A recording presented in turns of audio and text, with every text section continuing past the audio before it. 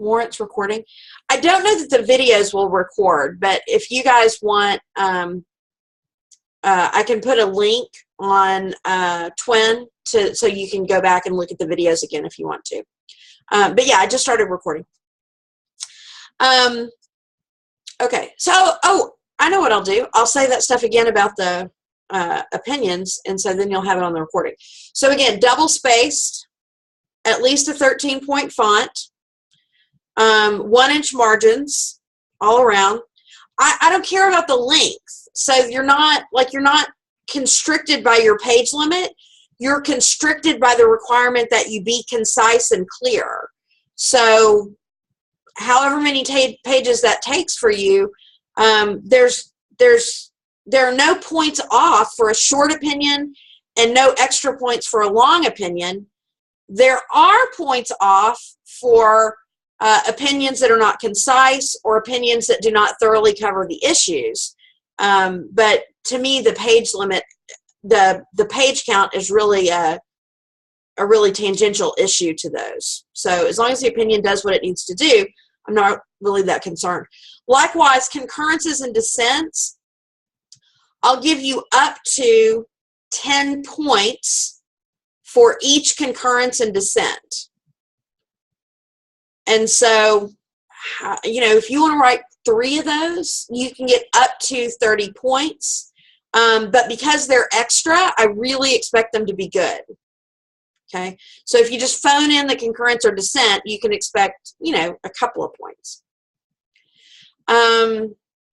What else? And then, of course, I'll just say for the recording's sake that I did extend the deadline to July 25th, which is a Monday.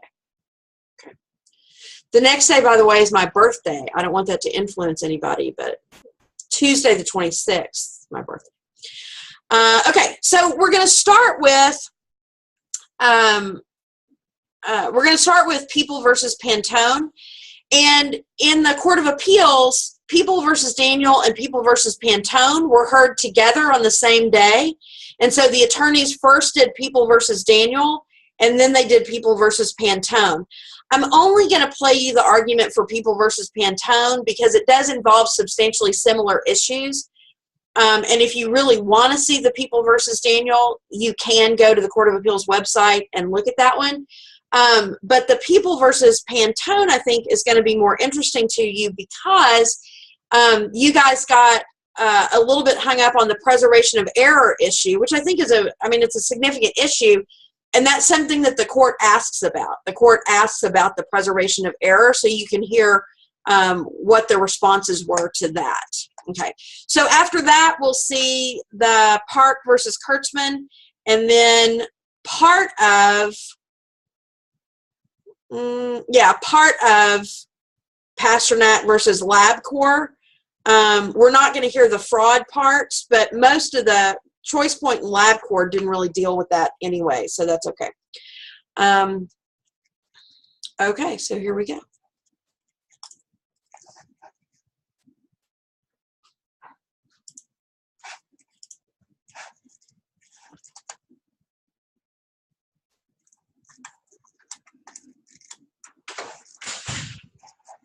Hold on.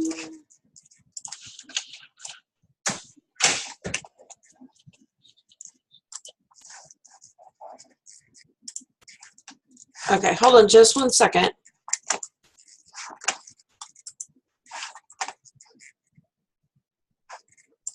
That I'm going to need. You guys are going to put over there. Whoops. Okay, can everybody see the video screen? Okay.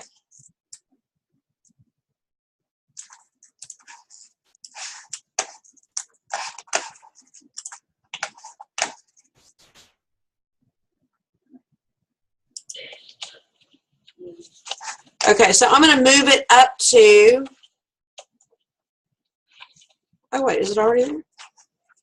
Factors without looking at the white factors. But what it didn't do, what it was required to do as a matter of law, was look at all 8s. Should we send it back then? I don't think you need to send it back. Once the court has jurisdiction, it can decide that question, just as it did in White's. Counsel? Okay, so now they're going to start the second part. And so what you're seeing is of course, the state was the appellant in Sparkle Daniels' case, but is the appellee, so that's why he's moving tables.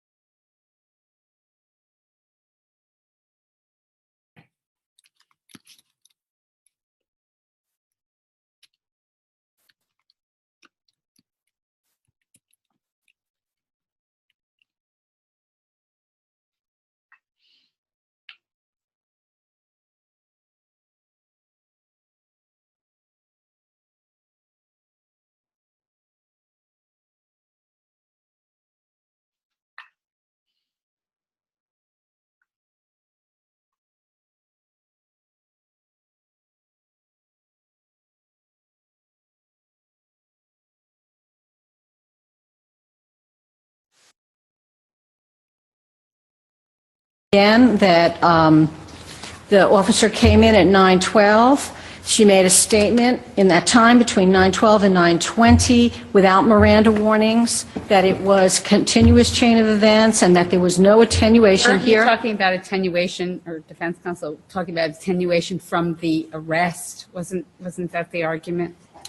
Well, that was part of the argument, but I believe that he also was including the fact that there were no Miranda warnings and that there was questioning that went on during this time period. He could have been more articulate, but he did set out all the facts in his papers and in his oral argument. In the oral argument, he followed directly from the co-defendant who had made that argument, and he preserved it by noting all those facts and by saying all the right words, including the facts of what happened here, that there was no Miranda in discussion. If this court doesn't agree with that, I would say that it's absolutely ineffective assistance of counsel. But then why wouldn't it be a 440 subject as the appellate division found? Because it's obvious from the record, Your Honor. There's just absolutely no legitimate, reasonable strategy that could have justified not raising this meritorious issue. It's like the Claremont case, where he should have raised this issue. He had a substantial issue. He raised a lot of suppression issues. It wasn't that there was no request for suppression. Well, Your Honor, he did obviously see, and it was true, that this confession was the crux of the case. I mean, this really was the case against Nadine Panton, even less so than with her co-defendant. He saw that it needed to be suppressed. He just didn't, assuming you don't find preservation, appreciate how substantial the Miranda issue really was. No strategic reason he could have been thinking of? I don't know if he had a reason. I can't say what it is, but I can tell you this is an argument not made in front of a jury, made in front of a judge. And he could very easily have said, I have another argument, but in the alternative, I join in the Miranda issue. There's just no justification. There's no downside for him not to have done that, and that is plain on the record. It's a substantial issue, and the confession is the only thing in the case. If this statement had been suppressed, would that be a clear winner? Would that be the kind of Turner case that we say would amount to ineffective assistance of counsel, that it has to be a clearly dispositive issue? Which statement? The statement. If all three, because there are three statements in this case. So if any of them, what are you saying about the ineffective assistance of counsel that would require us to reverse this conviction? I'm saying that counsel should have argued that because of the Miranda warnings, because there was interrogation here, unlawful interrogation, and there was no attenuation, all of these three statements should have been suppressed. And the fact that counsel, if you find this was not preserved and he did not raise these, they should all be suppressed. Based upon the record, there is no legitimate strategy to not do that. So it would be ineffective assistance of counsel as to all of the arguments. As we asked your now opponent on this case, why isn't this a mixed question beyond our review? Well, Your Honor, this case is different from the co-defendant's case. In the co-defendant's case, the panel, the appellate division panel, had the law right, and they had the facts, the record facts that supported the correct analysis of the law. In this case, first of all, there was no record support for attenuation here. If you look at the factors laid out in Pullman and White to figure out when there should be attenuation, you see that there was no pronounced break here, so there was no record support in this case. And in addition, the appellate division found the law incorrectly. It found that deliberately eliciting crying that was used by the DA repeatedly at the hearing and trial was not incriminating, and then it said it relied on only that fact and then said attenuation. So it didn't do the White analysis. White said whether something is incriminating is only one factor. You have to look at everything else. It was incriminating here. The court was wrong. But even if it hadn't have been incriminating, the court should have gone on and analyzed the other factors. They didn't do that. So they weren't correct about the law, and they would not have been able, had they done the proper analysis that this court mandates be done. There is no record support for attenuation in this case. If you go through the different factors. Is there no record support because did the people have an opportunity to argue what the attenuation would have been since this claim wasn't raised other than to state the facts in the suppression motion? I mean, if there's no attenuation here made as a specific argument, wouldn't the record have been more complete as to why there was attenuation? But to say that, well, we laid the facts out, so we made the argument, I mean, was there any counter-argument by the people that there was attenuation? Well, Your Honor, they actually had quite an opportunity to argue attenuation. The defense counsel specifically said there was no break, but I guess and he said there was no attenuation. I'm sorry, my question is, did they make a responsive argument that there was attenuation at the suppression hearing? At the suppression hearing, they said that it was not custodial interrogation, which it was, and they said that the Miranda warnings were given. They did not make a sufficient case for attenuation. It's true. Maybe they didn't know they had to, I guess is the point, since it I think wasn't they knew they had to, specifically Your Honor. raised. I think they didn't. I think that defense counsel said that there was no attenuation here. He said it was one continuous chain of events. Whether you find it was for the right reasons or not, he said all those things. And the court just ignored it. The court said it wasn't incriminating and therefore attenuation. And that is the wrong rule of law. And in fact, in this case, if you look at the factors, there was zero time inferential, all the same personnel, no change in location, no willingness to speak to the police beforehand. There was trickery and shock, I would say. She was brought in on a ruse. She was then shown a photo. She started to cry. They knew they had her. They gave her Miranda. They immediately got one statement. 2 hours later, 2.5 hours later, they got the next statement, but they didn't even bother giving any evidence as to what occurred during that 2.5 hours, and that's their burden, and they did not fulfill that burden. Thank you, Ms. Sachinsky. Thank you. Mr. Stroms, at what point was Ms. Panton in custody? I'm sorry? At what point was Ms. Panton in custody? I'm sure she was in custody from the moment the police arrested her. But she was in custody from the moment the police arrested her. I think Judge Garcia cut to the bone of this issue. To answer Your Honor's question to Ms. Sachinsky, no, the people never argued and never had occasion to argue at the hearing that there was a definite break in an interrogation that would have insulated post-warning statements from pre-warning statements, because the Miranda claim that defense counsel raised in this case was totally different. He can't preserve a claim as to all Miranda issues by saying the word Miranda. Instead, he put his client on the stand, and his client told a narrative of events by which the police officers told her, if you don't make a statement, someone else has implicated you in a homicide. If you don't make a statement, you're going to jail for the rest of your life and you're never going to see your kids again. And she started crying because she said she was upset by this. And they wouldn't let her go home. So she made a statement so she could see her kids, so to fulfill that bargain. And she was never read Miranda rights. So the argument was actual coercion and Miranda warnings were never read. And then she said that she initialed a form without reading it, that she imagined may have been that. So when the people responded below, we responded to those claims. No, no, no, Detective Shufi was credible. Here's how you know. No, no, no, of course she was read Miranda rights. Actually look at the form and the way that she answered the questions by writing out her responses. You know that she's credible. And you know that she was read her rights. There was never an argument by the defense that the act of crying was any sort of acknowledgement of guilt.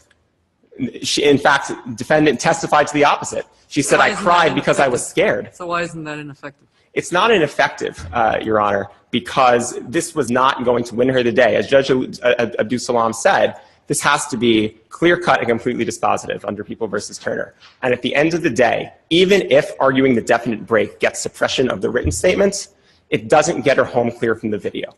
Because the video is way down at the other end of the tunnel, an hour and a half later, different location, different interrogators, and that's going to be classically attenuated. So just getting suppression under the Chappell-Pullman test for the written statement, it doesn't get her anywhere. On the other hand... You know what went on between the statements and the video? Between the statements that Statements and the video. she was left alone for a time, then transported to the DA's office. I'm sorry? No one came in We don't, by herself. Again, we don't know. No? We don't know because this wasn't the claim the defense attorney pursued. This is not just the kind of preservation where they were supposed to say some magic words and they didn't. This is the type of preservation, as Judge Garcia noted, where we don't even have facts because that's not the claim the defense attorney raised. Defense attorney raised a claim that would get him home free. If her testimony was found credible and she was coerced, if you don't make a statement, you're never going to see your kids again. You're going to jail for the rest of your life. And she then makes that statement. And her testimony is, and they then wouldn't even let her go home. They said, we have to get this on tape. You can't go home yet. We're going to talk to the DA. She's coerced that whole time. So if the coercion claim flies, she goes home. That's his clear win. And that's the shot that he took. And I would suggest, I'm speculating here because we haven't done a 440, but I would suggest that that was probably his strategy determination. And if the defense wants to challenge that now, a 440 hearing is the vehicle. Because there is that was an obvious clear winner if she had been credited, but she wasn't. Whereas the claim that the Chappell-Pullman claim was not. That wasn't going to go anywhere because the video statement was going to be a full stop at the end.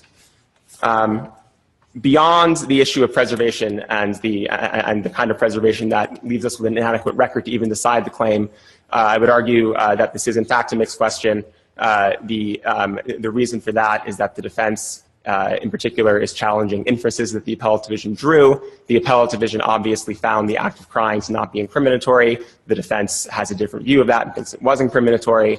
That's a judgment call that the appellate division has the power to make. You're drawing an inference from a fact, and the appellate division drew it one way, which makes sense given the testimony that Panton herself, in fact, gave at the hearing.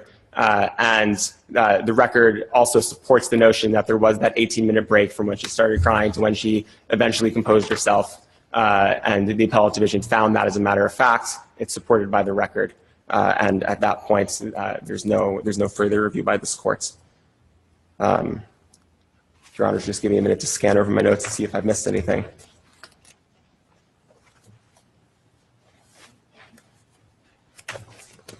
And the people did note in this case as well the attenuation of the video statement in the context of a patent violation, because the other claim raised at the hearing was that there was a patent violation. So we know that the defense attorney knew the video statement was going to be tough to overcome because it was part of that patent analysis. So it seems that there was a clear strategy staring that down at the other end of the tunnel, that you go for a different kind of Miranda defense. That was the issue that were raised. These issues, that the Chappell-Pullman issues in this case, simply were not part of this case, have never been part of this case, are not part of this case now. Thank you, counsel. Thank you. Mr. Chinsky? Your Honors, I just want to note in the record, starting on page A350, 351, the prosecutor does argue that, makes her arguments about how this is not custodial interrogation, makes the arguments about that it's not attenuation, and talks about the video. She definitely talks about the statement, and she talks about the video, and she's trying to argue that it's all attenuated. She did not fulfill her burden to establish exactly what happened during that time period. But during the time period between the statement and the video statement, but she clearly was focusing on attenuation. And if she did not discuss what happened in that time period, that was her error in this case. We know that Sparkler Daniel ate Chinese food and had soda, and that the officers left the room because they went in to interrogate my client. But we don't know what happened in that 2-hour period, and if you look at the video, it looks like she's sitting there with a roll of toilet paper like she had just finished crying. The officer is sitting right next to her. There was clearly an influence of that officer still present before her. So I would argue that they knew that they had to establish attenuation because the defense lawyer said there's no attenuation, there's a continuing chain, and she was under the influence of that questioning all the way through with no pronounced break. What's the thrust of her suppression motion as was just described, that you told me I couldn't go home, you told me I'd never see my children again?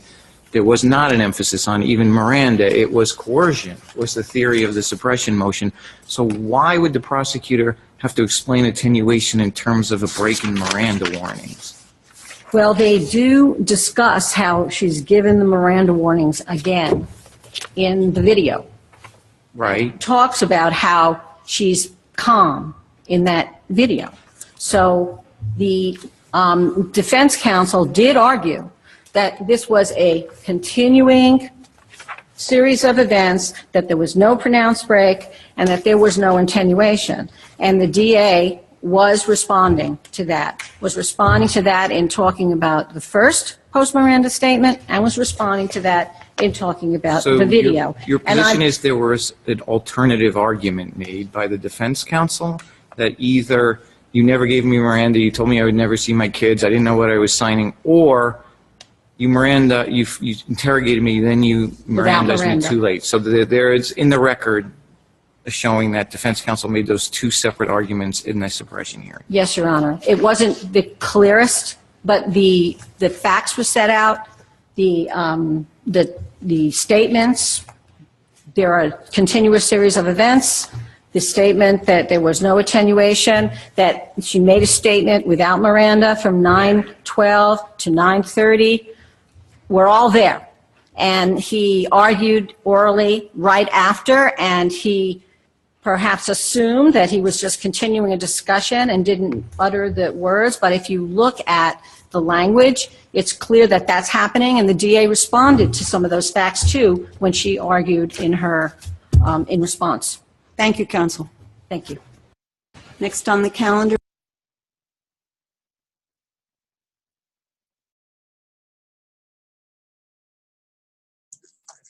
Okay, so before we move on to the other one, do you guys have any comments or questions about this one? None?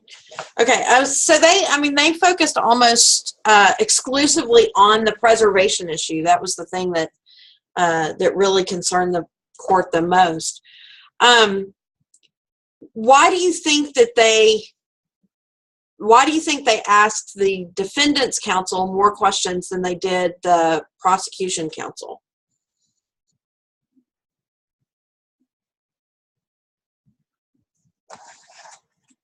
Yeah, Katie?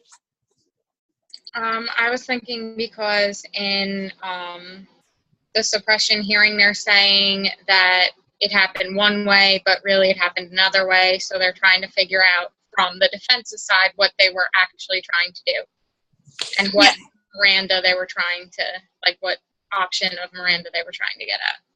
Yeah, I think that's probably right. I mean, the preservation issue was really, the defendant's really the only one who could speak to the preservation issue as far as what was going on. The prosecutor could talk about the legal aspect of it, but as far as the factual part of it, really only the defense can answer those questions. And she really couldn't, it was a different lawyer, and so she really couldn't answer that either. Any other questions or comments about the oral arguments? Okay. So let's look at the next one. Hold on. Number 50.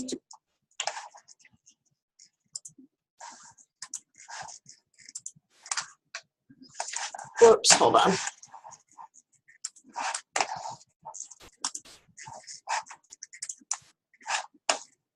.230 Park Avenue, Holdco LLC versus Kurtzman, Carlson, and Frank LLP. Mr. Solomon, welcome. Thank you, Judge Piggott. May it please the court, I'm Jay Solomon from Klein & Solomon. We are the attorneys for the landlord in this case, 230 Park Avenue, Holdco.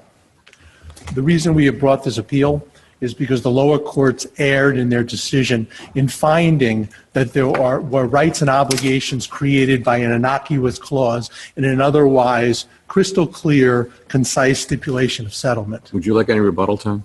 Oh, I'm sorry. I'll take a minute of rebuttal. A minute. What the lower courts did is it ignored decades of jurisprudence from this court, admonitions that when we're dealing with real property cases and contract construction, it is important that the court it emphasized the special rule in real property transactions where commercial certainty is a paramount concern and where instrument was negotiated between sophisticated counsel business people negotiating at arm's length. Okay, so Go ahead. So what was the purpose of the clause that allowed these tenants to proffer, if they could find one, a potential subtenant? And what was the bargaining there? What did they give up, or what did they get for that? Okay. The stipulation itself, clearly the purpose was to terminate possessory rights, terminate the lease, and turn over the reversion to the landlord. Paragraph 8 of the stipulation, which is the subject paragraph, that paragraph has essentially, it had 3 sentences and then the 4th was added. The first sentence confirmed the right that the tenant had no claims or liens or anything against the property. The purpose of that, to make sure the reversion to the landlord was clean. The second sentence said that nobody other than the tenant has acquired through or under the tenant any rights for sublease, assignment, or otherwise in the possession. Again, the purpose of that sentence is to ensure that there's a clean reversion to the landlord. Isn't the key here reversion? Couldn't this be read to mean we're done? We're going our way, you're going yours. Correct. And so ends the rent requirement as well. Well, not the rent requirement. There's no surrender here by operation of law. No, but when you say reversion, and when it says we have a final judgment of possession and issuance of a warrant of eviction, enforcement of the warrant was stayed until September 1st. Why wouldn't somebody who signed that think we're done? We've agreed. You now can, because you had a tenant, right? You had somebody that wanted that floor. Well, no. The idea that there was a tenant interested was a year before this happened. Oh, okay. So there was at the time there was nobody interested. And when I use the word reversion, I use it loosely, meaning that whatever's left under the lease is returned back to the landlord. Right. So the lease itself. So you don't get paid. Yeah, the lease, what we do, because there's a damage clause in the lease that says notwithstanding the termination, the tenant is still liable for rent through the end of the term, and that's what's critical here. So getting back to Judge Abdul Salam's question, the third sentence says, now while that period of time where you remain in possession, you can't sublet or assign any rights to any third party. Why again? Because this reversion interest, we want to make sure that when you leave, we have the space back with any claims. That's the purpose of the paragraph. Well, what about the last? Well, then the last sentence, Mr. Bilella says to me, well, does that mean can't we go look for a new tenant? Can't we try to mitigate our own damages? Of course, any tenant can do that. Well, then put it in there just for clarification. We want to make sure that it's clear that we if we want to or are motivated to do so, we could find a tenant. Of course, knock yourself out. Find a new tenant for this. That's good for us. If you find a financially worthy tenant to enter into a new lease. So since you say any tenant could do that, then it must mean something else here. Well, no, it doesn't have to mean something else here. All it means is a clarification from the previous sentence. The previous sentence says you cannot sublease or assign the lease. Well, that doesn't mean But what does that mean? Does that mean that you can prevent them from bringing somebody forward or finding somebody? It means that they can't peddle the lease. Okay, but can you prevent them from doing what you've said they have the right to do? So, well, that they have the right to do, they have the power to do. They can go out and find a new tenant, but we did. But the landlord. Can you prevent them from doing that? Can you take actions or fail to take actions which will prevent them from doing that? Only to the extent that we don't have to accept anybody that they offer to Well, us. that's understood. Okay, but the answer is no. I don't know what the motivation would be. So you can't. So we have an affidavit from Unterman that says you did. It may not be true. He may not be able to prove it. But there is this affidavit that says that indeed you prevented them from doing what you said they could do. So why is that not a question of fact?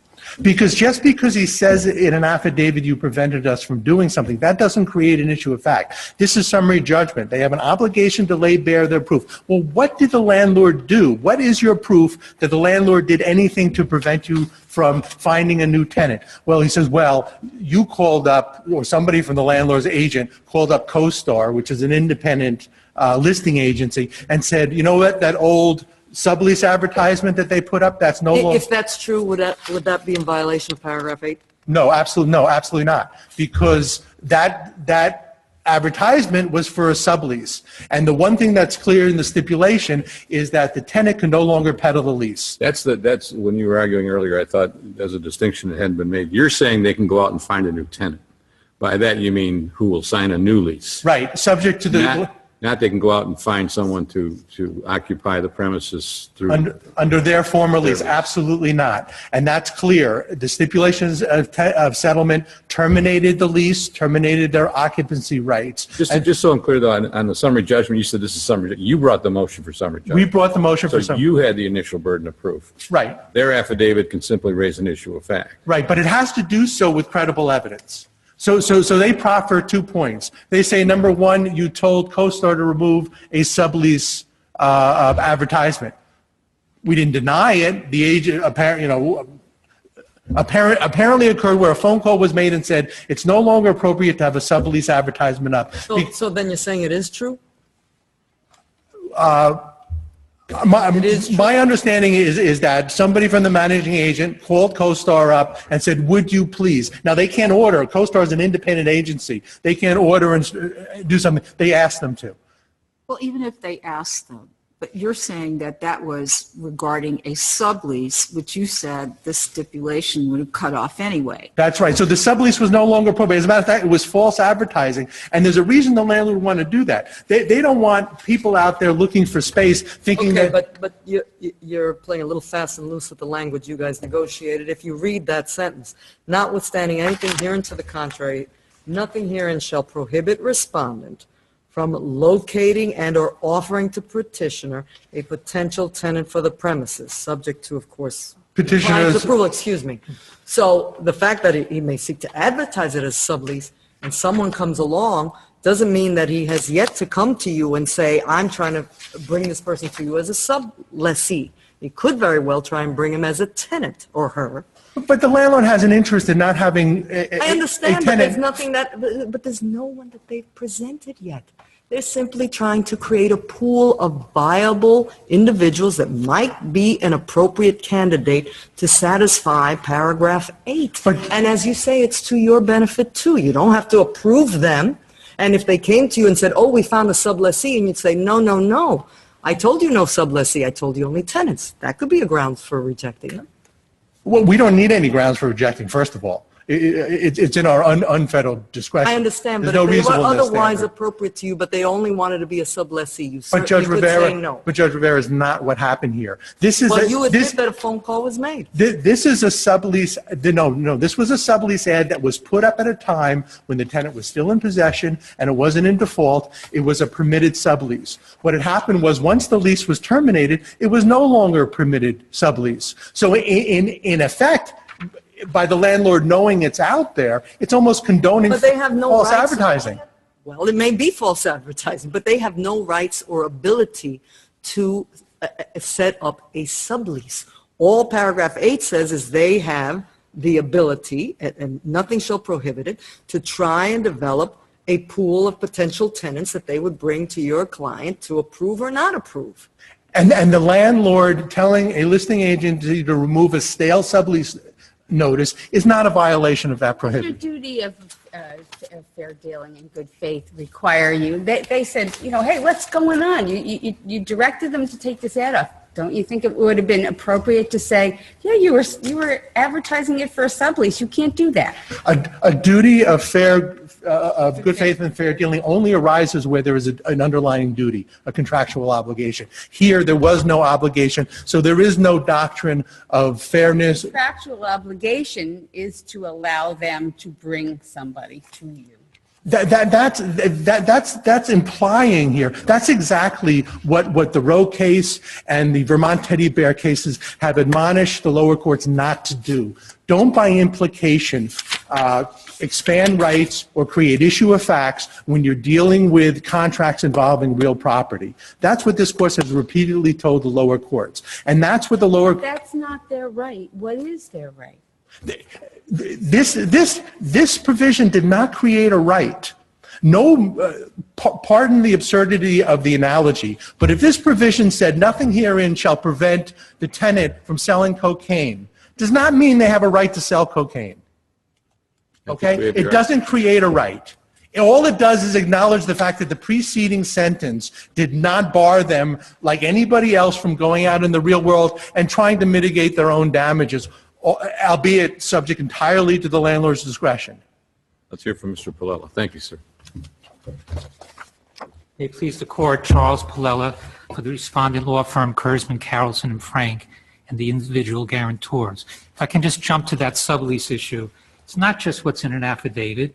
We have an email here on page 219 of the record, and the email's from the landlord to CoStar says, please remove the 23rd Counsel, floor. assume you're right. We'll accept this for summary judgment purposes. I guess the issue then is, how does that violate the clause of this contract that you have signed?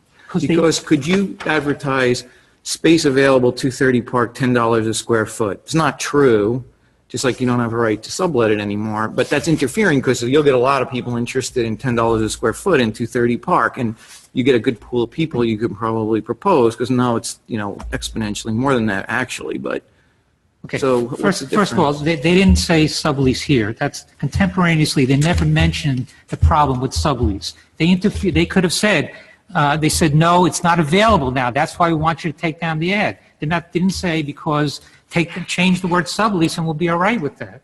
And that's not the only evidence. We also said they refused our brokers reasonable commercial attempts to show the premises. But again, how does that violate what you've signed? Because to me, if you came to them and said, we had a law firm in this building, we had clients who came through, one of them is really interested in our space we had. You could do that. I mean, it's not that by not letting you have rights to access the property that you've given up, they've prevented you from ever being able to do what you are authorized to do under the contract you've signed. What we chose to do was to hire a reputable commercial broker, CB Richard Ellis. In fact, in the record, it shows that that particular broker had a relationship with the landlord. But that's all great, but that doesn't mean they have to let you do that. Well, that's our choice, and they prevented that broker from doing his job. It's certainly your choice, but it's not their obligation to let you do it if they do not have an obligation under this contract. May I say what their obligation is? It's right in page 214 of the record in the critical sentence. Nothing shall prohibit respondent Kurzman from locating or offering to petitioner a potential tenant for the premises, subject to petitioner's approval. Now, this court's jurisprudence on the duty of good faith and fair dealing is totally apt. It says it embraces a pledge that neither party shall do anything which will have the effect of destroying or injuring the right of the other party to receive the fruits of the contract. Their obligation was not to interfere with our chosen method to try to mitigate our damages. When I was Mr. Solomon, and I looked at, it says that they have a final judgment of possession. They have a warrant of eviction. The enforcement of the warrant is stayed only till September 1st. It says, or they say, they did not expressly terminate your obligation to pay. and that you had to vacate the premises timely. Where does that give you any rights to do anything other than, as Mr. Salmon is suggesting, if you got a tenant, send them along? The rights in that sentence that we're relying on, it's a contract, it's a separate independent contract. This court's jurisprudence says stipulations of settlement or independent contracts shall be interpreted and reviewed as independent contracts. That was a new right and obligation, and there was consideration for it. We agreed to vacate before they brought the proceeding. What's your response, counsel, to your adversary's hypothetical? If you advertise or I think it may have been Judge Garcia's, $10 a square foot at 230 Park Avenue, do you have a right to do that? To generate tenants, even though you know that you're not going to be able to, or they're not going to rent to anyone at $10 a square foot? Well, that's not the situation here. We did have quite low rent, and that's why we believe we would have a good chance to get a tenant at that rent. But that was as a sublease, right? Not as a new tenant. After we signed the stipulation, we were wanting to present a new tenant. We wanted to get the universe of tenants who the landlord would accept. That's why we chose this broker, and that's why. Except at the same rent that they weren't going to renew for you? Whatever the rent would be, the deal would be made between the new party that we could present somebody who wanted to take several floors in the building. They prevented us from doing anything like that. We weren't able to advertise, and we weren't able to find somebody. In order to create an issue of fact, you say we weren't, able to find that they interfered with bringing people around or whatever.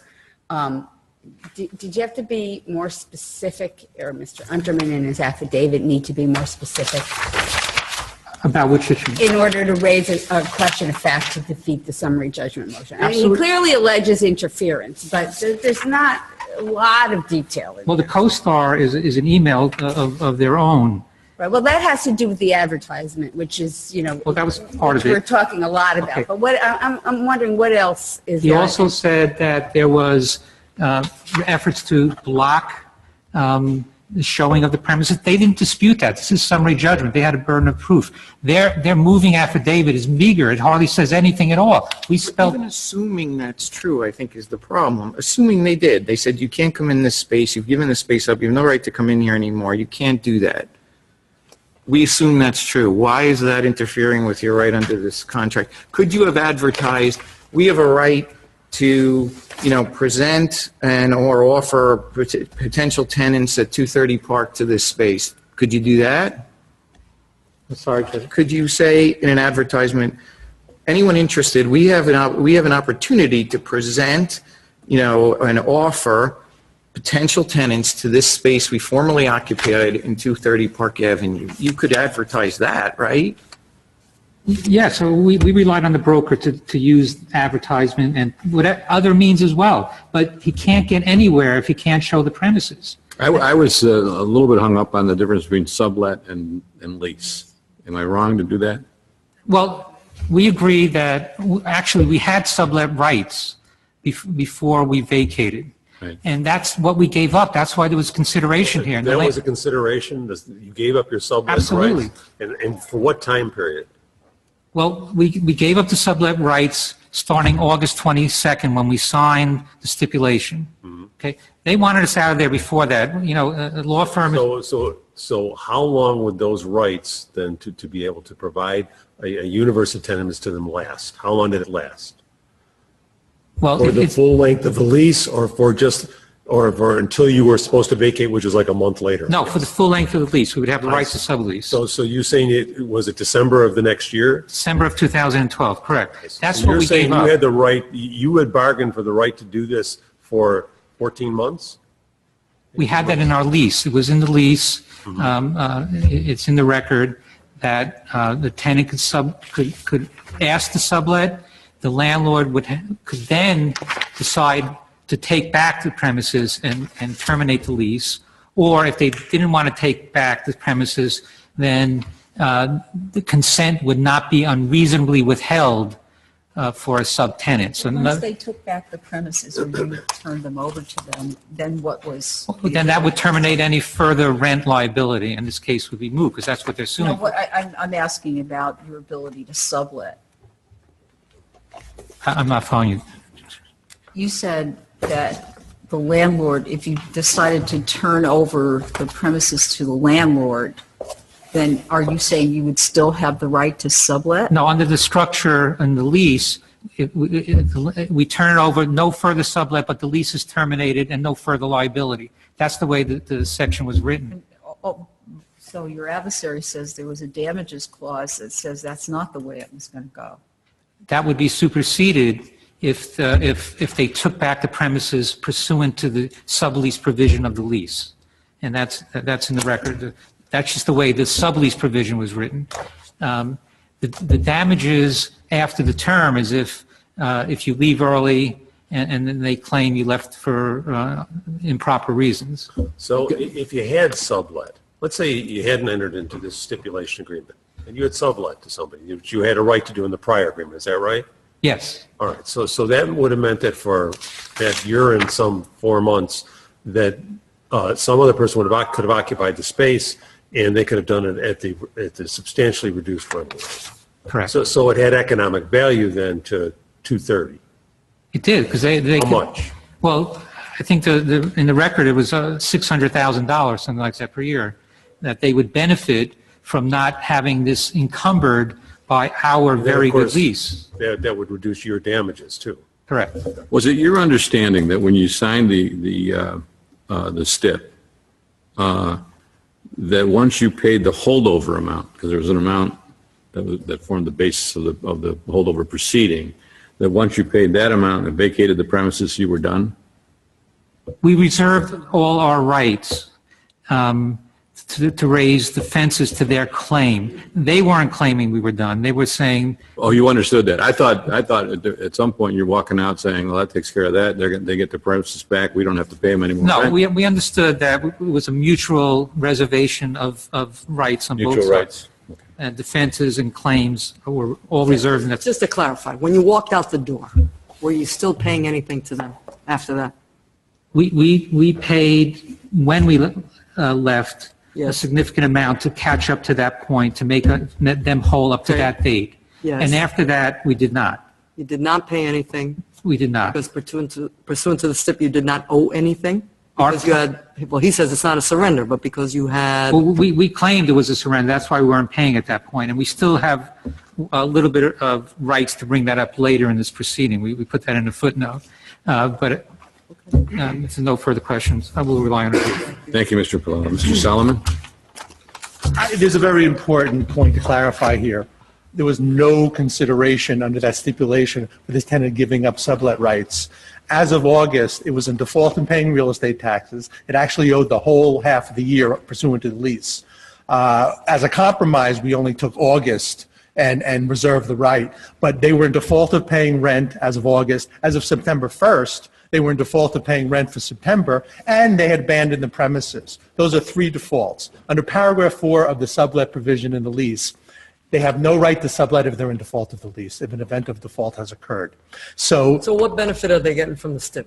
Because you're basically saying they left, they still owe me money, I'm going to sue them to keep paying. What did they get from the STIP? The benefit they got was the termination of the L&T case hanging over their head, the fact that we were pushing it to trial, and that But they the were... outstanding debt on the rent? Right, it was a non-payment. We were pushing it to trial. They would be liable for the rent. They would be liable for all of our attorney's fees, and they weren't necessarily going to be out on the 1st. They reserved their rights to extend that vacate period for a few weeks in case their new space wasn't ready. So they wanted the certainty of knowing that they can stay for whatever period of time they needed to stay without the harassment of a summary proceeding hanging over their head. That was their consideration and the reason why they were willing to enter into the stipulation. And they negotiated a reduction of those real estate taxes owed at the time and only paid for the month of August, July and So then August. you're saying that paragraph, if I'm understanding you correctly, you'll let me know otherwise, that paragraph 8, the prohibition on the opportunity to sublet or assign only applied during this period of the non-payment proceeding? Oh, no, it applied indefinitely from here on after, because it was clear that what was happening under that stipulation is the lease was being terminated, the warrant was being issued. It says throughout the stay of the warrant of eviction hereunder. Right, because once the warrant is effective by operation of law under 741, the lease is terminated, so they have no rights to sublease further. I'm sorry, so I'm completely misunderstanding you, because I thought you said that what they got from this stip was the end of that non-payment action. What they got, right, what they got was knowing with certainty that they could stay for as long as they needed to stay without the non-payment hanging over their head. But the stay of the warrant would stay in place, is that what you mean? Right, so we would be entitled to get our warrant, we just wouldn't enforce it under the terms of stipulation, because that was the benefit they were getting, the certainty of knowing that they could stay in the space until their new space was ready for them to move. So they wouldn't be moving under the guise of a marshal, a city marshal locking them out of the space. Thank you, Mr. Solomon. Thank you, Your Honor.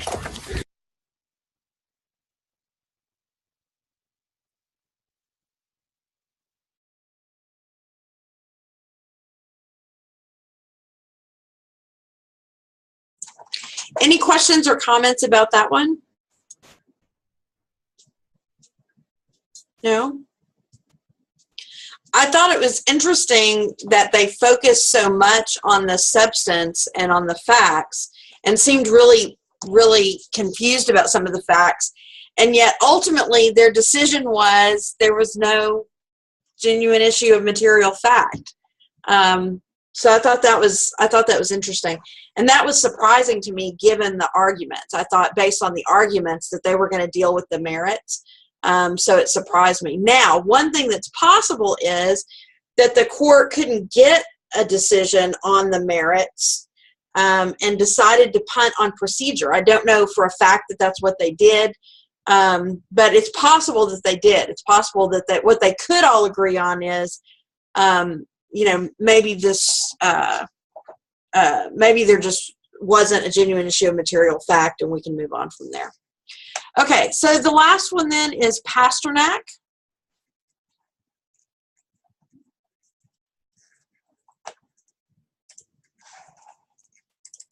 Next on the calendar is number 1.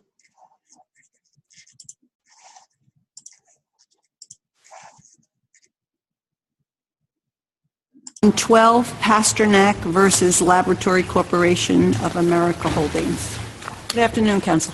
Good afternoon, Your Honors. My name is Cynthia Arado, and I represent Dr. Fred Pasternak. I request 3 minutes for a rebuttal. You may have 3 minutes. I would like to start with the first certified question regarding negligence. This court should find that all drug test administrators who conduct FAA or DOT mandated tests owe a duty of care to their drug test subjects, either under the common law or arising out of the regulations and guidelines that govern those tests. Do we need to change the first question? We believe that the answer is the same, whether you reformulate the question or not, but we believe the reformulated question more properly adheres to how this court and other courts in New York have examined the question of duty. This court in Landon recognized a common law duty of care from drug test administrators to their drug test subjects. It arose in the context of a probationer. Here we have a pilot who was the victim of a faulty drug test in various ways. But if we found a duty just based on the regulations themselves rather than under Landon, wouldn't we be setting up a negligence per se standard for any regulatory violations? No, you wouldn't, because you would be finding a duty arising out of a regulation, and a regulation is evidence of negligence, but it is not conclusive evidence of negligence per se. If you found a duty arising from a statute, that would be a different question. But here we have regulations and guidelines. What you're saying is we can't find a duty arising solely out of the regulation, that there has to be a common law duty that the regulation then defines. No, I'm saying you could do it either way. We believe either way, whether you find a duty arising out of the common law with the regulations and guidelines defining the standard of care, or whether you find the duty arising from the regulation and guidelines, the answer to both is that you should find the duty. The difference I'm talking about is that when you find when you have a statute, whether the statute defines the standard of care or defines the duty, a statutory violation is negligence per se. Right. But It's a little bit regulatory different. violation It's is different, though, in a regulatory environment than it is with the statutory environment. correct. It is evidence of negligence, but it's not conclusive. But counsel, of does it unreasonable. make a difference that this is, as I understand it, what the rules were for this part of the process were guidelines, not a regulation? Is that true? There's a combination. We have alleged regulatory violations, and we have violations What's of the guidelines. regulatory violation? There's two different defendants here. For LabCorp, which was the test collector, there's a regulation that governs what's known as a shy bladder procedure and guiding the test subject through what he needs to do. For the choice point, there are only regulations at issue, and it is a regulation that prohibited them from reporting Dr. Pasternak as a refusal to test, and there's a regulation mandating that they investigate problem drug tests. There's also guidelines, and the guidelines relate to LabCorp, and the guidelines are also a guideline regarding the shy bladder procedure, as well as a guideline that instructed LabCorp that it had to tell Dr. Pasternak that if he left the facility, he would be deemed a refusal to test. Now I understand the argument of Landon applying to LabCorp, the tester, but how would Landon apply to choice point? Well, I think, so in the FAA regime and the DOT regime, the drug test starts the moment the subject walks through the door, and it continues until the MRO completes its duties. So you're saying it's all part of one process then? So the duty is the same? Correct. It's all part of one drug test process, and we believe that just because you are doing one part of the process and not the other is not a reason that you're duty-free. And here, the MRO played a critical role in the process. They're defined as the gatekeeper, and their purpose, in part, is to ensure fairness and protect the drug test subject from unwarranted false drug test reports. You want to get on talk about reliance? Absolutely. So we think this court should also confirm that a plaintiff who's harmed by a defendant's deliberate lies may assert a claim for fraud based on the theory of third-party reliance. Is that what the interest of our tort fraud law is really about?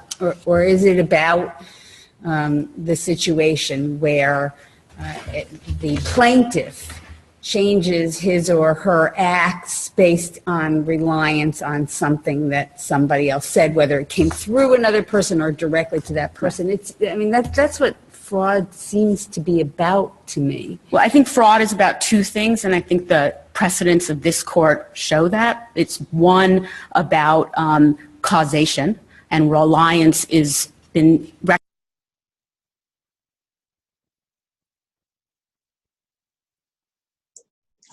Okay, so I'm going to move forward now to the next attorney, since they're getting into the other question.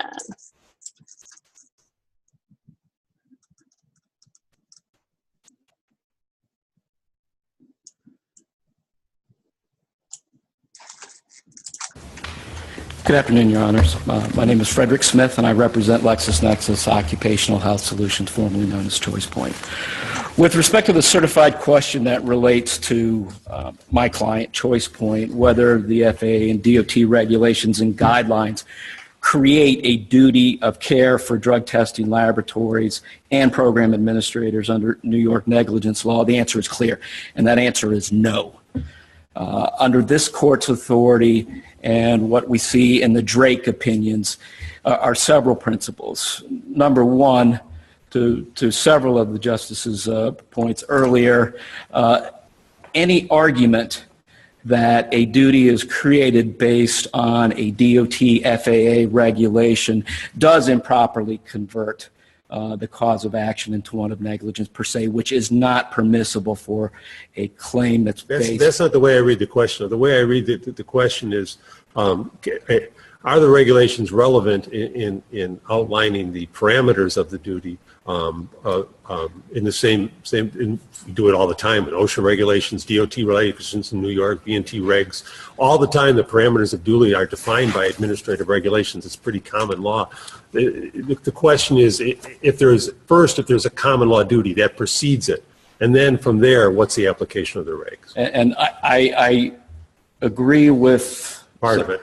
With part of what you've said, but I do take issue with the way that the question has been framed by the Second Circuit, and it says create. I think that's a powerful word that has meaning. Where I think we are, you might be right. That's an interesting point. Where I think we are in agreement is that the DOT regulations may, in some instances, provide evidence with respect to the scope of that duty, but the duty must have a basis under New York common law. Well, that's the question. And why isn't there a duty here? Because there is absolutely no basis under New York precedent, the decisions of this court that would suggest. Talks about a duty in this context. It talks about a duty, Your Honor, that relates to drug testing laboratories. Well, it talks about accuracy in drug testing. That is correct. Of that. So if a lab misreads the test and comes up with a false positive, okay, what is the difference in results to the testee from here saying it was a refusal and therefore it's considered a positive? Well, What's the difference? There's a big difference, and particularly when you're premising the claim based on the DOT regulations. There has to be a special duty or a specific duty owed by, in my client's case, the MRO to the donor. And if you look at the regulations, it just simply doesn't exist. Under New York common law, there has to be a special relationship. The role of the MRO, right, is to protect the testee's interest in having an accurate, in part, in having an accurate test result. Is it not? It's to ensure the accuracy of the process. Okay, so that's got a twofold purpose. You know, one is for the employer to make sure that the employer is finding out if there's drug use here, and the other is to the employee to make sure that he or she is not falsely reported as failing a test. I disagree with the latter assertion, and I think the responsibilities that the MROs are to the process and to the public at large, which was the major public policy reason behind the enactment of these regulations. Now, when you focus on what does that mean to the process? The testing process, and we're trying to ensure that there's some integrity here to the process. And yes, for whose benefit? Primarily for the benefit of the employer, which contracts the MRO, and for the public at large, who might be harmed by individuals who are under the influence of controlled substances or alcohol. Well, doesn't Landon negate that? Negate what, Your Honor? Negate that premise that the employee is not, or in Landon, of course, it wasn't an employee; it was a probationer, but that there is some connection to ensuring a fair result to the person being tested. The focus in Landon and the focus on a long line of cases is on a duty that a drug testing laboratory, not a program administrator, might owe to individuals involved in the process. And there's not one mention. A natural extension of that. It's not a natural extension to the extent that you're premising it on the DOT regulations, Your Honor. And there is not there's not clarity with respect to what our client did here. If you look at the regulations, 40.191, as an employee, you have refused to take a drug test if you fail to remain at the testing site until the testing process is complete. We merely passed on information that was provided to us. Well, there may be no breach of a duty here. That's perfectly possible, I think, but that begs the question. Even more important is if you look at subpart G. which sets forth the medical review officers, their responsibilities, what tasks they perform in this scheme. And amongst other things, 40.123, subpart D. While you provide medical review of employees' test results, this part does not deem that you have established a doctor-patient relationship with the employee whose tests you review. Throughout the rest of 40.123, which discusses in detail the MRO's responsibilities to the program, to the process, there's not one mention of any obligation that it, as a service agent, and it performs a limited role. It's only relevant, though, is if we agree with you that the source of the duty is the way the plaintiff put it, rather than that the regulations provide the source of the duty. If we say the common law provides the source of the duty, then that's not really relevant. They just go to whether or not they measure the standard against which the activities can be measured. And to your point, I do. It relates to the scope. Yeah. Assuming that there is some duty that's been established. That's fair. That's a fair response. I agree with that. And there's no New York authority that establishes a duty from an MRO to a donor, particularly in this context. Thank you, Mr. Smith. Thank you. Mr. Rhoda? Oh, sorry. So, excuse me. Sorry. Good afternoon. Robert Steiner from Kelly Drive for Laboratory Corporation of America Holdings LabCorp. The issue for this court to decide, I believe, is really whether there is a common law duty. The federal courts in the Drake case and the court in the Mohawk Motors case in the Sixth Circuit have already held that the regulations do not create a cause of action. And because those regulations do not create a cause of action, they do not create a duty of care to individual drug testing subjects. So what the Second Circuit certified as a question to this court is whether or not under New York law there is a common law duty. Now, this court decided the Davis case late last year. It's not in our brief, but it lays out very clearly on what basis a common law obligation can be imposed. And it talks about issues such as morality, logic, considerations of social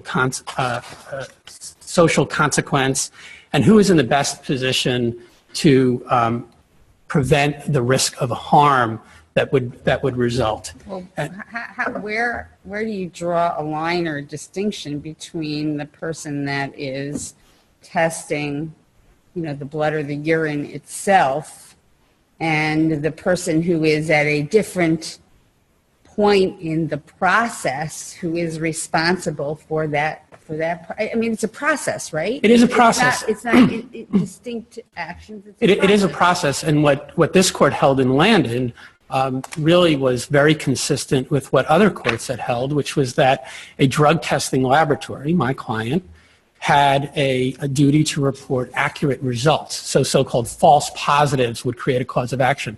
Failure to maintain a chain of custody, would result in a cause of action. And those are basic duties and obligations that are really very consistent with Davis because they're rooted in the common law of what is fair and just and right. Well, what if the employee here had, if the person being tested had not left the premises, okay, but the employee had falsely reported or negligently reported, switched two samples and negligently reported that this Pasternak had left, thereby deeming it to be a refusal. How is that different from negligence in the testing resulting in a false? Well, a couple of points on that hypothetical, and really want to make very clear here, as I think it is in the record, that the test collector here never reported a refusal to test. She reported accurately what had occurred at the testing facility. I know, that's not the hypothetical. The hypothetical is what if she negligently reported that he had left, leading to a finding of a refusal. Well, I'm not sure how she would negligently report that he had left, but you have an FAA investigative process. You have an FAA investigative process. You have it, and that's exactly what happened here. You have FAA investigators coming out, asking questions of the collector, asking questions of the plaintiff in this case, You have an adversarial proceeding. You have findings of credibility, in this case with the ALJ. The ALJ found that the test collector was more credible. Notwithstanding that, what you had was the D.C. Circuit saying, look, what happened here was very simple. This individual had permission to leave. And because he had permission to leave, that is not a refusal to test. So what the plaintiff seeks to do here is really impose a higher standard of care, a higher duty on a test collector, an individual who works in a laboratory, who sees perhaps hundreds of people a day, to be so well versed in the intricacies of these regulations that in a given circumstance, she is going to advise a test subject of something that, frankly, the FAA, who are the experts in this field. The problem with your argument is it may be a good trial argument, but at this point, in deciding whether or not there's a duty here, a common law duty, it doesn't seem to really address that. It sounds to me almost as if you're saying that this is really preempted. Well, let me address that. And I think when we talk about Davis and we talk about how this court has established common law obligations. Let me just explain the reason I say that, because the co-defendant has a stronger, I think you both have a tough argument, but the co-defendant has a stronger argument on saying the duty doesn't apply to us. But how, after Landon, the duty couldn't apply to LabCorp, I'm having a difficult time seeing, unless it was preempted in some way. Well, I agree that under Landon, LabCorp has a duty to report accurate test results. And as I said before, in this court, I think Your Honor cited the Drake case, you cite the Coleman case in support of that. And those cases stand for a fairly, an unremarkable proposition that had already been adopted in states and in federal district courts throughout the country. One of the reasons why there's no common law duty here is really based on the guidelines and the regulations themselves. When we talk about common law standards, we talk about things that are predictable, that are rooted in morality, that are rooted in logic. The 2014 guidelines specifically state that this collector didn't have the obligation that this entire case is predicated on. And where the guidelines are so changeable, where they are so vague, and frankly, that's what Judge Gardefee found in the district court, that these guidelines were too vague to impose a duty. These guidelines specifically say there is no requirement for a collector to inform an employee. That's all fine. And if you have it, you start with a duty, then you measure that duty, the standard against which you measure the source of the duty, which is a common law, the regs, you can refer to them and say, well, the regs specifically say we don't have to do it that way here. That's a legitimate point. But that doesn't negate the existence of the duty itself. I think that the problem that you run into if you rely solely on these regulations and guidelines are the types of issues of the changeability here. Well, no, we're not. I'm relying on Landon. That's why I'm asking you. And again, I think, Landon, I don't think stands for the broad proposition that regulations and guidelines create essentially a universal duty. I think Landon was more narrowly tailored than that. It did not go as far as to say that in every instance, if you violate a regulation or a guideline, you are going to potentially be liable in tort. And You still have causation issues, though. And there are certainly many causation issues here, but I think that this case can be resolved really on the duty issue. Okay, and so what you're interpreting these cases, what are you interpreting? What do you say is the rules to the scope of your duty, of your client's? I think the scope of the duty is very simple. It's the duty to report a accurate test result. We did that. But what does that mean when you say an accurate test result? It means that when we say someone is positive for a metabolite, for marijuana or for cocaine or any substance of abuse, that test result, because we are the experts in performing that specific test, that test is accurate, because the MRO and the FAA, they're not in a position So does that to mean say... you can add no other commentary? Pardon me? You can add no other commentary? Is that what that means?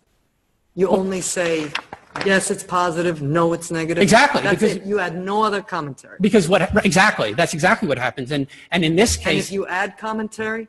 We didn't add commentary. I understand. It's my hypothetical. If you add some commentary, would that be covered by the scope? I think at that point, I don't believe it would, because what would happen in that case, and this is how the system is set up, is that the MRO and then ultimately the FAA would determine, based on accurate facts, accurately reported facts, what the consequence was. And in this case, the D.C. Circuit did exactly that. Based on accurately reported facts, the D.C. Circuit said that was permission to leave, and therefore there is no cause to revoke the airman certificate. If I could just switch very briefly, I see my lights on, to the fraud issue, which is the claim against my client. And again, as I said before, there's no dispute that the statements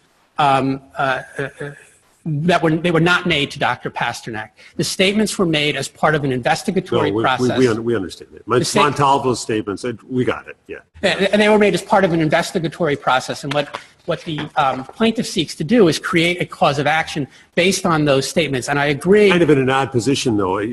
We're not, I don't know too much about it. I won't comment on the viability of the fraud claim, but we're being asked is whether or not third-party reliance is a viable doctrine in New York. And that's a little bit different. And it may be a viable doctrine under one of the two types of reliance that we have. That doesn't mean that this is a particularly good claim for it. Well, but I think the fraud standards have been fairly well established, although, there is some prior What I'm saying is this isn't the place where you really should be trying to knock it out. The Second Circuit is where you should be trying to knock it out. I disagree with that because where you have third-party reliance, you still have statements that are designed to reach and influence the plaintiff. And in this particular case, the statements were not designed to reach and influence the plaintiff. I would also point out, as a matter of public policy, and to address a prior question, that the plaintiff is not left without a remedy. The plaintiff, if he chooses to do so, could have asserted perhaps a defamation claim, and that defamation claim would have come with it the defenses that defamation provides. And in this case, that's particularly significant. That was a dissent, I thought, by Judge Smith in the Landon case, wasn't it? I believe it was, but that's a different issue. I think that's a different issue than the fraud issue, because if you're going to impose a cause of action for fraud on, in this case, a collector, because there's nothing that would preclude them from suing the collector for fraud, assuming you found that cause of action, then really, I think what you're doing, you're stifling that investigatory process. That the investigators come out, they interview the witness. The witness may have a different version of events than the plaintiff, and in this case, that witness was believed. But that doesn't create a cause of action for fraud. And in fact, if you impose that obligation, I think what you do is you stifle that investigatory process. Thank you, counsel. Thank you. Counsel, what about Judge Gardefee's view on vagueness? He was referring to only one of the regulations at issue here, and it's one related to Choice Point and not to LabCorp, and it was the regulation about the duty to investigate. So it was not across the board, and this court has upheld statutes that impose obligations like investigation obligations and have not found them to be too vague. In terms of the question of stifling investigations, I don't see how allowing a plaintiff to sue Montalvo for defamation is allowed, but a fraud claim somehow stifles the investigation. Aren't you saying basically, counsel, though, that the injury is the reason, not that there was any reliance by the plaintiff or anything else related to the plaintiff? It's just that the plaintiff has been injured by these alleged misstatements or fraudulent statements. And is that enough? Is injury enough? I think it is injury and reliance. We're not trying to dispense of reliance, but it is a special species of reliance that's third party. You agree the plaintiff is not relying. We agree that plaintiff is not relying. The third party. And so the only connection to the plaintiff is injury. It is, but he's a reasonably foreseeable victim. I mean, he's really the only victim. So it's the causation is there. I mean, he is the only person that could have been injured by this lie, and he ended up being injured by the lie. And so it is somewhat different than indirect reliance. It is actually third-party reliance. And I just wanted to make one comment about the Burnham case. That case was really an indirect reliance case. It was about a false statement to a municipality about the size of a concert event, and a woman's daughter went to the event and she ingested drugs, and the mother tried to sue on a reliance. I viewed it as an intent. It was impossible as an intent to induce reliance by the plaintiff on any statements there because. Right, and I think the court there said that the reason there was no fraud is because the statement wasn't intended to be communicated to the mother, and that's really an indirect reliance theory, which is, are you trying to get the statement to the plaintiff or the plaintiff to rely on? And we think the Piper case and the Rice case and the Hogg case that the Rice case relies on, there's a lot of food involved, all of those are classic third-party reliance cases, and the victim of the lie was injured. Dr. Pasternak here lost his pilot's license. It took him 5 years to get it restored. He lost his ability to fly as a professional pilot, and he lost his ability to earn income as an AME examiner. For all of those reasons, he was a reasonably and directly foreseeable victim of the lie that got him to that point.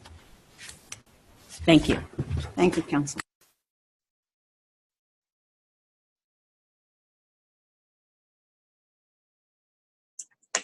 Okay.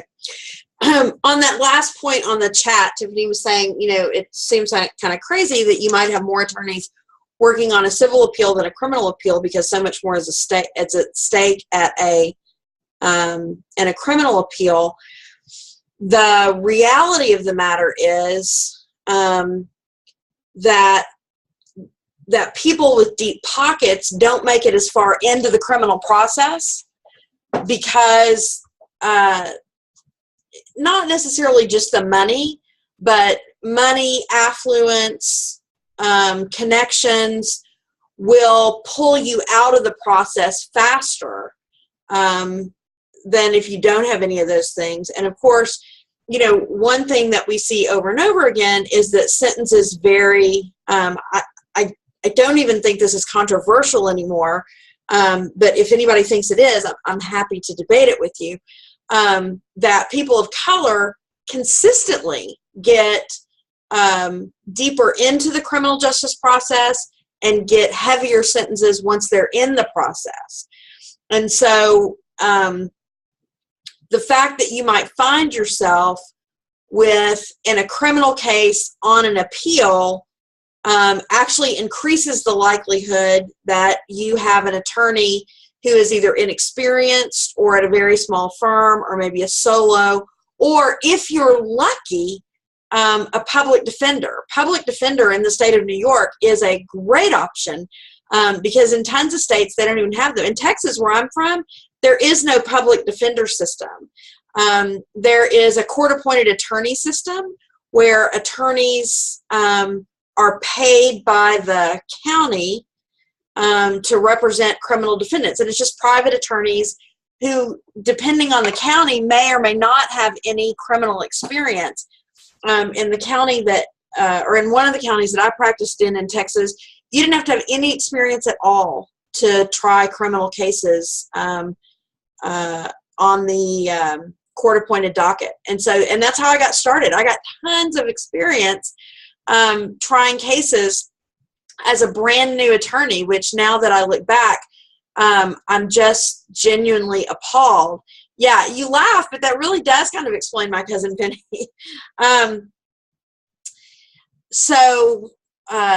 Now in federal court, well, I was going to say it was the same in federal court actually, because I was on the federal court appointment list, at 26 years old, fresh out of law school. Now, generally, they would keep you on misdemeanors for a little while, but within like 6 months of handling misdemeanors, I got bumped up to felonies. And so, like, I tried my first felony case solo. I had nobody on the case with me. I tried my first felony case 6 months out of law school. That was terrifying. Fortunately, like I had a friend who was also fresh out of law school, and so she second chaired for me. But it was really, it wasn't as terrifying then as it should have been. It was plenty terrifying, but it's more horrifying as I look back on it. Let's see. Okay. Any questions about this last one? What I think is really interesting, and what I hope that you guys noticed, is that is that the court hung up on the same issues that you guys hung up on. That the court really struggled with the same things that you struggled with. And so I think that is to your credit. Catherine, I am not going to ruin the ending for you just yet, but I will after you guys. You're welcome to go to the Court of Appeals site and look at the opinions, but after you guys after you guys upload all your opinions, I'll actually post them on the course website for you. But there's no harm in going to look at you if you want at what they ultimately did. Okay. So, sort of last thoughts as we finish up here. What did you find the most helpful from the oral arguments? Who did you think did the best job? Who do you think best answered the questions that you guys had as a court?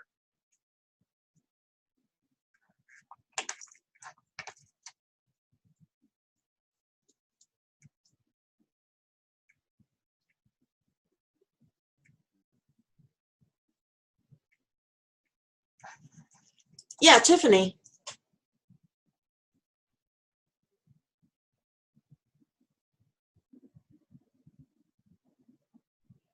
Can you guys hear me? Sorry. I'm conflicted because I think the attorney for the commercial building in the Kurtzman case, I think he did a phenomenal job in like attacking the issues and sticking to the point, but I just felt like he was one of the more abrasive attorneys, and I felt like he got cut off a lot because of it, and I felt like if he was just a little more reserved, it would have still got the point across because he knew his stuff and he was just on it. But as far as answering the questions, he did a good job. He was on point and he just knew everything. I just felt like he was a little abrasive. Yeah. So what about the briefs? What do you guys think about, as you were preparing to deliberate on each of these cases, what did you find in the briefs that was really helpful, and what did you find in the briefs that was maybe frustrating?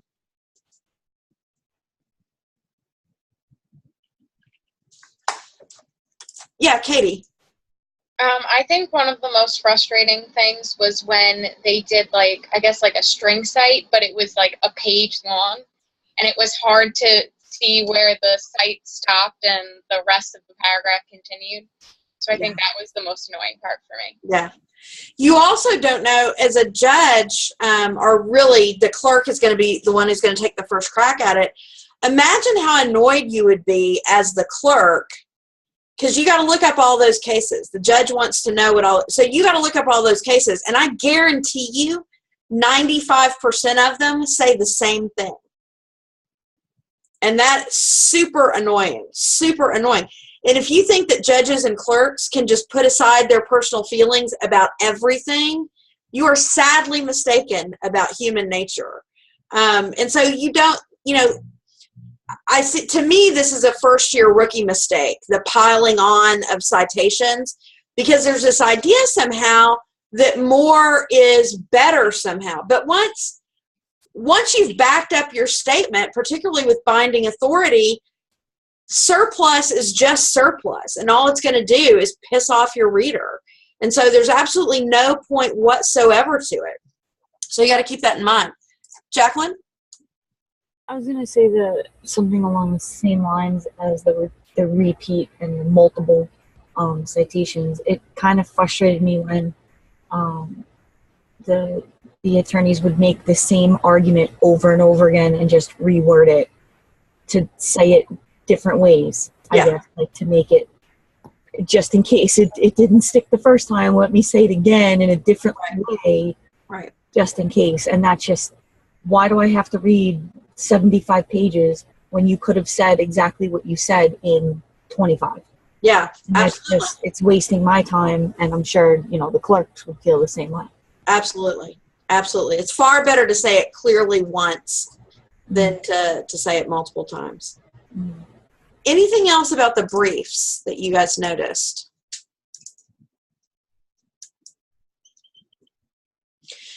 So let me ask you this. Now that you have, we've talked about judicial writing, we've talked about the role of the judges and the role of the clerks.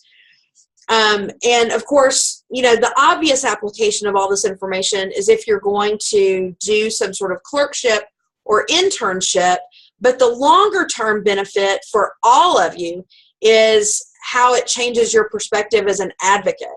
So how has it changed your perspective as an advocate? What is one takeaway that you think you will incorporate into your writing as an advocate going forward from here? A lot of people can volunteer and make me happy, or I can go person by person. Jacqueline? I wasn't going to, when you first started the question, I was thinking more of like in practice, not necessarily in writing. But this definitely has helped me learn to sit back and like listen to the other arguments and really like change my argument and change sides. I think a couple of the cases I changed sides just from learning, but still being able to stick to my morals and what I want out of the case, but then learn how to bend kind of. Yeah, absolutely. Yeah, it kind of gives you an ability to see all the sides and to, Catherine. Kind of similar to what Jacqueline was saying, just maybe start writing first and write through it before you just automatically pick an opinion. Yeah. Because it really helps to clear up what you might have thought was the right answer when you write through it and you actually have to legitimize it through the writing. I think I'll take that away the most. Yeah, and that's one of the things that, when we saw that video on the judicial panel, that they said was that usually you come to your understanding, a deeper understanding, when you write through it. So a lot of judges will try to write through the issue before they go into conference with their colleagues because it gives them a better understanding. And even still, in writing the opinion after they've had their conference, sometimes it changes. Sometimes they realize, I really can't get there from here, that this isn't really working for me. Yeah. Kyle, what about you?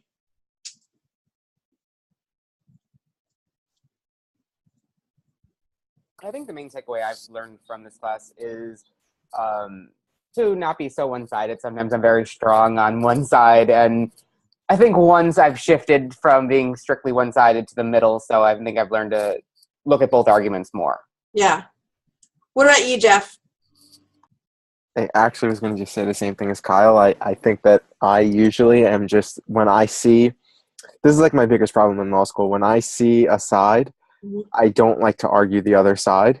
So I always just pick the one side and go with it, whatever side that might be. So this has opened me up to seeing that there are two sides to an argument. Like on finals and stuff, I always just I'll remember at the end, be like, oh, I forgot to write about the other side, but I usually just focus on the one side. So this is like writing these opinions, like I've already written one, gives me the chance to argue both sides. Yeah, absolutely.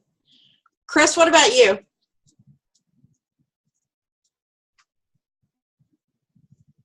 I think I would have to probably agree with Jeff and Kyle too, just the opening my eyes to the duality of cases. Yeah, and it's funny because you read a case, it's really easy to read an opinion or to read one brief and really dig in on that and think, well, that makes sense, and it doesn't seem like there would really be a sensible counter to that. And one of the great things about reading briefs is you do get to see two complete compelling arguments on an issue.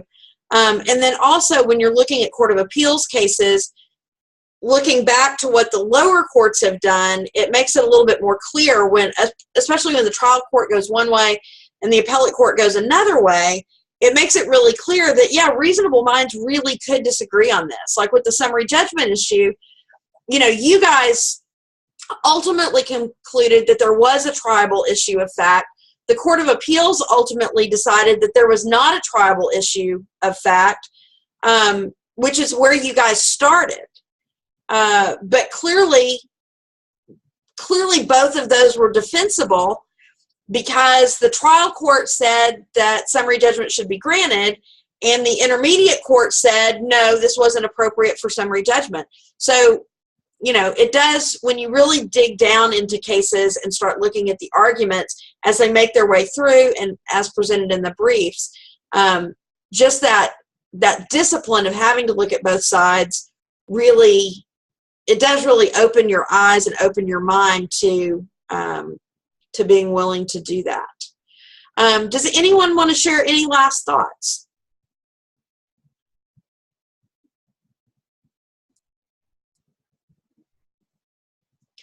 Okay, fantastic. You guys did a phenomenal job. You did a really good job. I'm looking forward very much to seeing your opinions. I thought that you guys conducted yourself well intellectually and were very diligent and were very collegial with one another. And so you are all to be commended.